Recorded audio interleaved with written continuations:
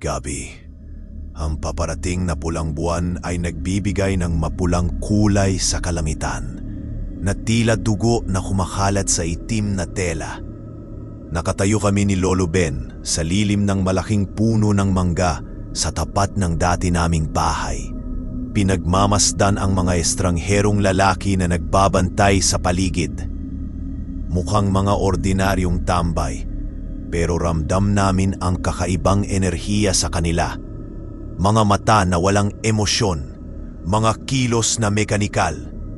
Tauhan sila ng tiya mo, sigurado. Bulong ni Lolo Ben. Kailangan nating makapasok nang hindi nila namamalayan. Nag-isip kami ng plano. Ginamit ni Lolo Ben ang kanyang kaalaman sa mga anting-anting at orasyon para gumawa ng ingay sa kabilang kalsada. Malakas na kalabog na sinundan ng pag-alulong ng mga aso. Nang magkagulo ang mga bantay at pumunta doon, mabilis kaming tumakbo ni Lolo Ben papunta sa likod bahay, kung saan alam kong may bintanang madaling mabuksan. Ang pagpasok sa sarili kong tahanan ay parang pagpasok sa bibig ng leon. Ang hangin sa loob ng bahay ay mabigat at malamig, amoy luma at takot. Tahimik, ngunit may tensyon na halos nahihipo. Ang mga muebles ay nasa dati nilang pwesto, ngunit nababalot ng manipis na alikabok at lungkot. Dahan-dahan kaming naglakad papunta sa sala. Narinig namin ang mahinang ugong mula sa kusina. Sinundan namin ito. Doon nakita namin sila, sina nanay at tatay. Nakaupo sila sa harap ng maliit na mesa, tila mga estatwa, nakatingin sa kawalan. Sobrang payat nila. Ang mga mata ay walang buhay. Ang balat ay kupas. Ngunit humihinga sila. Buhay pa sila. May mga kakaibang itim na marka sa kanilang mga braso. Parang mga ugat na gumagapang. Nay? Tay? Mahinang tawag ko. Dahan-dahang lumingon sina nanay at tatay. Nang makita nila ako, may bahagyang kislap na bumalik sa kanilang mga mata. Pagkilala, gulat, takot. Ngunit higit sa lahat, pagmamahal. Tumayo si nanay, nanginginig. Lumapit sa akin. Hinawakan niya ang aking muka. Marco, humagulhol siya ngunit ang mga luha niya ay parang tuyo, walang pumapatak. Niyakap niya ako ng mahigpit. Akala namin, hindi ka na namin makikita. Si tatay naman lumapit din, ang mga matay puno ng luha na hindi rin dumadaloy. Ang tiya Elena mo, Marco, hindi niya kami tinantanan simula nang umalis ka. Kinukuha niya ang lakas namin. Pinahihirapan kami. Naramdaman ko ang matinding galit na umakyat sa aking dibdib, kasabay ng matinding awa at guilt. Ito ang parusa sa aking pag-alis. Habang magkayakap kami, naramdaman ko ang biglang paglamig ng hangin. Nagsimulang kumislap-kislap ang mga ilaw at mula sa anino sa sulok ng kusina, narinig namin ang isang pamilyar na malamig na tawa. Napakagandang pagtatagpo, sabi ng boses ni Tia Elena. Kahit wala siya doon, tamang-tama sa pagsalubong sa pulang buwan, biglang nagsarado ng malaas ang mga pinto at bintana sa buong bahay. Ang mga itim na marka sa braso ni nanay at tatay ay nagsimulang kumalat at umaray sila sa sakit. Bitawan mo sila, sigaw ko. Tumawa lang ulit ang boses niya. Sila ang pain, Marco, at ikaw ang huli. Ngayong gabi sa ilalim ng pulang buwan, ang kapangyarihan ng Yanggaw ay ganap na mapapa sa ilalim sa akin gamit ang iyong katawan. Tumingin kami sa bintana. Ang buwan sa labas ay nagsisimula ng magkulay pula. Isang hindi pangkaraniwang liwanag ang pumasok sa bahay. Nagbibigay buhay sa mga anino. Naramdaman ko ang pag-init ng baging na apoy sa aking bulsa. Ngunit kasabay nito, ang marahas na pagpupumiglas ng Yanggaw sa loob ko. Mas malakas ito ngayon. Tila ba pinalalakas ng pulang buwan at ng presensya ni Tia Elena. Lumuhod ako sa sakit at pagkahilo. Si Lolo Ben ay mabilis na kumilos. Naglabas ng mga anting-anting, asin at agwa bendita. Sinusubukang gumawa ng proteksyon sa paligid namin. Ngunit ang kapangyarihan ni Tia Elena sa loob ng bahay ay napakalakas. Ang mga bagay ay nagsimulang lumipad. Ang mga dingding ay tila gumagalaw. "Sumuko ka na, Marco," utos ng boses ni Tia Elena, umalingaw-ngaw sa buong bahay. "Hayaan mong ang kapangyarihan ko ang dumaloy sa iyo. Magiging mas malakas ka kaysa sa iyong inaakala." Ang yanggaw sa loob ko ay tila sumasang-ayon. Gustong kumawala, gustong sumapi sa mas malakas na enerhiya. Naramdaman ko ang panunumbalik ng matinding gutom, ang pagnanasang manakit.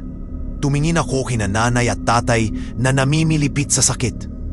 Hindi ako papayag. Kahit ako'y halimaw, hindi ko hahayaang siya ang manalo. Pinilit kong tumayo, ginamit ang natitirang lakas ng baging na apoy para labanan ang impluensya niya at ang pagwawala ng yanggaw. Hindi ako papayag, sigaw ko pabalik. Nakita ni nanay ang aking paghihirap. Nakita niya ang laban sa loob ko. Sa kabila ng sarili niyang sakit at panghihina, sa kabila ng takot niya sa kung ano ako ngayon, lumapit siya sa akin. Hinawakan niya ang aking kamay. "Anak." "Marco," sabi niya, ang boses ay puno ng pagmamahal na hindi kayang burahin ng kahit anong sumpa. Tumingin siya sa aking mga mata. Mga mata na alam niyang hindi naganap na sa tao. "Mahal kita, anak. Kahit ano ka pa. Pinapatawad kita." At sa sandaling iyon, sa gitna ng kaguluhan, sa ilalim ng pulang buwan, isang butil ng luha ang pumatak mula sa kanyang mga mata. Isang luhang totoo, dalisay, hindi pinilit, bunga ng pagmamahal at pagpapatawad ng isang ina. Ang luhang iyon ay tumama sa aking kamay, sa mismong balat kung saan naroon ang marka ng yanggaw. Hindi ito malamig, hindi rin ito mainit. Ito'y parang liwanag. Isang nakakapasong liwanag ang gumuhit mula dito, kumalat sa aking buong katawan. Narinig ko ang nakakabinging sigaw mula sa boses ni Tia Elena. Isang sigaw ng matinding sakit. Kasabay nito, ang baging na apoy sa aking bulsa ay biglang nagliyab ng mas matindi kaysa dati. Ang enerhiya nito ay dumaloy sa akin. Hindi na para supilin ang yanggaw, kundi para bigyan ako ng lakas para kontrolin ito. Naramdaman ko ang yanggaw na umuurong, hindi dahil sa takot, kundi dahil sa pagkilala sa isang mas mataas na kapangyarihan. Ang kapangyarihan ng pag-ibig at sakripisyo. Hindi ako gumaling, ngunit sa sandaling iyon, ako ang may kontrol. Gamit ang panibagong lakas at kontrol at ang galit na nagmumula sa pagmamahal ko sa aking mga magulang, hinarap ko ang invisible na presensya ni Tia Elena. Si Lolo Ben, nakakita ng pagkakataon, ay sinimula ng isang malakas na orasyon, habang si tatay naman, sa kabila ng panghihina, ay dinampot ang itak na dala ni Lolo Ben, handang lumaban. Ang bahay ay naging sentro ng isang espiritual na digmaan. Ang mga anino ay nagkatotoo, umaatake, ngunit sinusunog sila ng liwanag na nagmumula sa akin, pinalakas ng baging at ng dalisay na luha. Ang mga bulong ni Tia Elena ay naging mamasigaw ng galit at pagbabanta. Ginamit ko ang aking mga pandama at bilis, hindi para manakit, kundi para hanapin ang sentro ng kanyang kapangyarihan sa loob ng bahay. Natagpuan ko ito, isang lumang salamin sa kwarto ni nanay na ngayon ay naglalabas na itim na enerhiya. Ito marahil ang kanyang lagusan o pokus. Gamit ang pinagsamang lakas ng baging na apoy at ng kontroladong yanggaw, sinugod ko ito. Kasabay ng malakas na orasyon ni Lolo Ben, itinarak ko ang kumikinang na sanga ng baging na apoy sa salamin. Isang nakakabinging pagsabog ng liwanag at dilim ang naganap.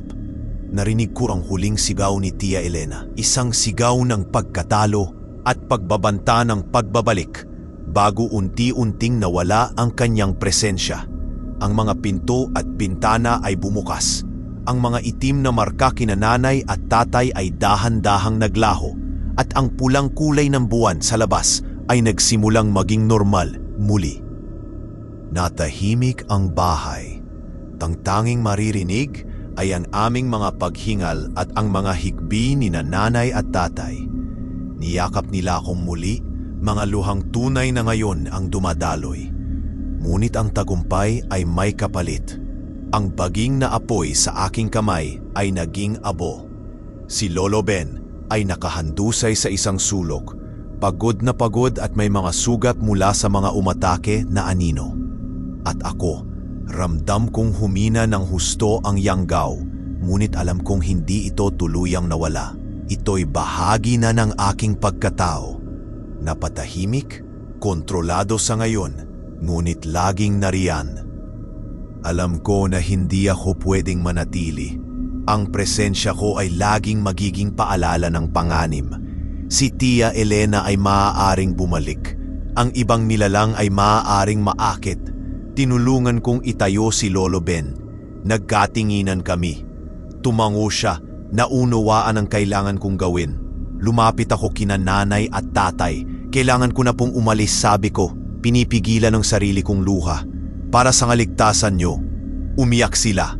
Ngunit sa pagkakataong ito, may pagtanggap na sa kanilang mga mata. Naintindihan nila. Mag-iingat ka, anak, sabi ni tatay. Hinawakan ang balikat ko. Lagi mong tatandaan, mahal ka namin. Niyakap ako ni nanay ng mahigpit. Dalawin mo kami kapag ligtas na. Tumango ako kahit hindi ako sigurado kung mangyayari pa iyon.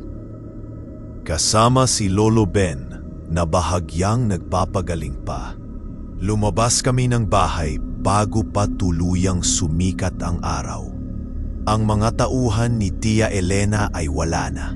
Marahil ay naglahok kasama ng kanilang amo. Naghiwalay kami ng landas ni Lolo Ben sa hangganan ng bayan. Saan ka pupunta, Marco? Tanong niya. Tumingin ako sa papalubog na buwan at sa paparating na liwanag ng araw. Hindi ko pa po alam, Lo. Marahil maghahanap ako ng ibang katulad ko na gustong lumaban sa kadiliman. O marahil magiging anino na lang ako na nagbabantay mula sa malayo. Nagkamayan kami. Mag-ingat ka, iho. At tandaan mo, nasa iyo pa rin ang pagpili kung paano mo gagamitin ang nasa loob mo. Tumango ako at tumalikod. Naglakad ako palayo, papalubog ang buwan sa aking likuran. Sumisikat ang araw sa aking harapan. Ramdam ko pa rin ang yanggaw. Ngunit hindi na ito isang mabangis na hayop na gustong kumawala. Ito'y isang tahimik na anino sa aking kaluluwa, isang paalala ng aking nakaraan at ng kapangyarihang taglay ko. Kapangyarihan na maaari kong gamitin sa kabutihan o kasamaan. Ang baging na apoy ay nawala na, ang dalisay na luha ay naibigay na. Ngayon, ako na lang ang haharap sa kinabukasan. Hindi ako malaya sa sumpa, ngunit malaya akong pumili. Maraming salamat sa pakikinig.